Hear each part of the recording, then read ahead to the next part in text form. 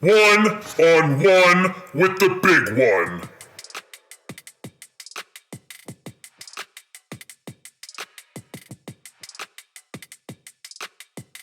What's up, everybody? It's me, it's the B.O.B., and this is the first episode of One-on-One with the big one being me. I have a special guest here for the first episode, newly reinstated to SimWorld Prep, Barkley James. Barkley, how are you doing today? I'm doing good. Doing Awesome. good. How are you? I'm doing great. I appreciate you taking the time to talk to me here, and I'm jumping right into it. So, Barkley, I know season one did not necessarily end the way that I assumed that you would have liked it to end, both for yourself and for your team. How do you feel? How did you feel about the initial indefinite suspension? Do you feel like it was fair, or Yes. With the way I acted, I deserved that.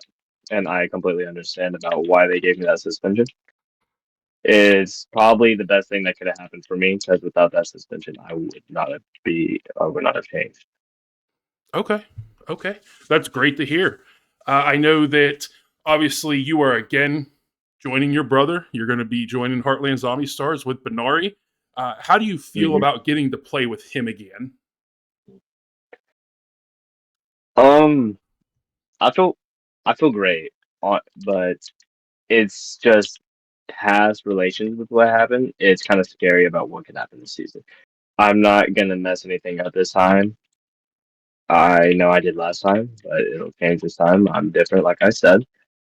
And with that being said, I think we'll probably end up doing better than how we did last season, both of us improving. But when I woke up this morning and seen that, it was pretty scary noticing that because you're not being someone who just came back, you're not expecting to get put on a team. You're expecting to find the team. And being woken up to where it's like, bam, on a team, brother, again. Yeah, let's go then. Yeah, I mean, fortunately for you this time, and I don't want to talk. I don't like to talk negatively about coaches, or I really don't like talking negatively about players either. But you seem to have an engaged coach now with Coach Lovelace. How do you think that's going to be different for you this season compared to last season, where there was a clear, I would just say, a clear disconnect between the coach and the players on Indy Stripes? How is it going to be different for you this season with a really engaged coach? Um, I've never talked to Coach Lovelace. I have now, but like before this, I've never said a single word. Never. I really never knew much about him. I didn't even know he was a coach much. I didn't pay attention to that. I only pay attention to my coach. But now that I'm talking to him, I feel like that it will be better. He's someone that I needed. Good, good. No, that's awesome. Now, obviously, I would say I'm sure I'll get some looks about this one, but you're probably I'd say probably a top five, top 10 3-point shooter in all of SimWorld Prep. We got to see it a little bit last season, but we didn't get to see it as much as we would have liked. I know that you averaged the third most points on the team. I believe it was just under 10. I think you had 9.7. How do you think has Coach Lovelace talked to you about how he plans on using you at all, have you expanded your game at all in your couple months off from SimWorld Prep? Oh, well, I'll answer your first question about Coach Lovelace coming to me. He hasn't said a single thing about what I've been doing, with what I'm going to be doing. Which honestly, considering that he just had a player tear his ACL and me randomly just joining, it's kind of hard for you to figure something out. Like that's like I said, that was unexpected for me. It was probably unexpected for him too. Yeah, But I don't know what's going on, so I can't toot that own horn. Um, and then what was the second question you asked? I would say you were, in my opinion, you're probably a top five, top 10 3-point shooter. And you didn't get the showed as much as we would have liked last season, especially with the suspension and everything. But it seemed like the other coach didn't really know how to use everybody to their strengths. Do you feel like outside of your 3-point ability, do you think you've expanded your game at all in those couple months out of SimWorld Prep? I will say what I have added to my arsenal. I have added a step back.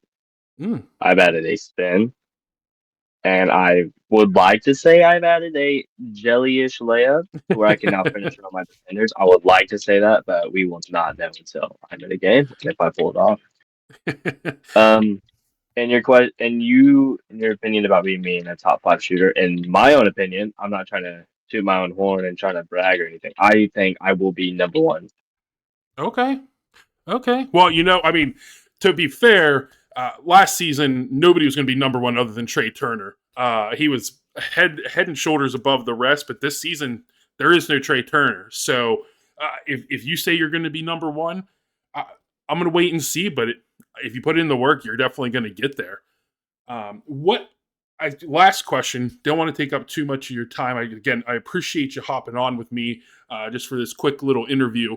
What are you looking forward to most about being back in SimWorld Prep and being a part of the Heartland Zombie Stars? Being a better role of the community. That's what I'm trying to be. Awesome. I'm trying to improve myself during what went on. I'm trying to improve during that stage. Okay. Awesome. And about you asking, saying about Trey Turner not being here or anything, I will say the man was great. Great personality. I would have loved to play by him. I would have said it would have been great. But the thing is, I've never played with him, so I don't know what goes on in the locker room. And when I say that when he was number 1 in the league, somewhat prep, I'd like to call it league. When he was number 1, he was the most efficient. He was the locker room leader. He was someone to rely on. He was someone to lead his team. Now, when I was only top 5, which I think I was top 5, other people could disagree with me. I was trying to take on qualities of him since he was better than me. I'm kind of a shade of him. I would like to say that. When I say I want to take on qualities of him, I want to take the leader role. And last season, I tried to mimic that by saying something about the coach because he wasn't very active towards my part, which ended up backfiring, I will say, very bigly. But whenever it did backfire, I noticed that I was in the wrong. I should have let it be and let the staff, SimWorld Prep, noticed.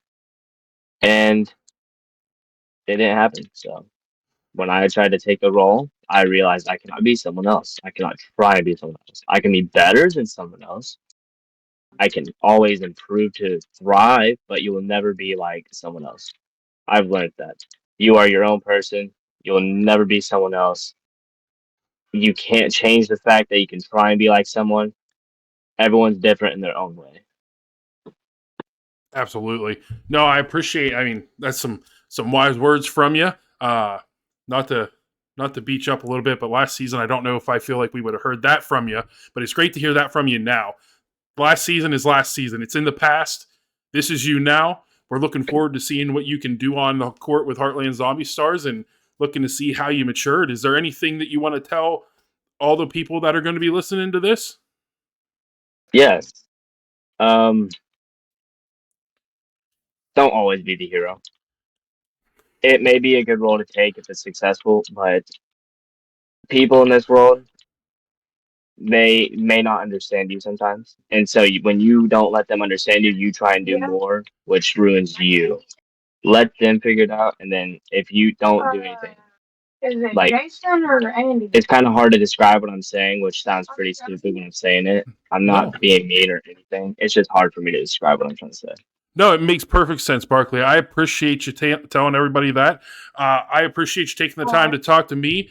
And for everybody that's listening, I appreciate you guys on this first episode of One-on-One with the Big One. And I hope you guys have a great rest of your day.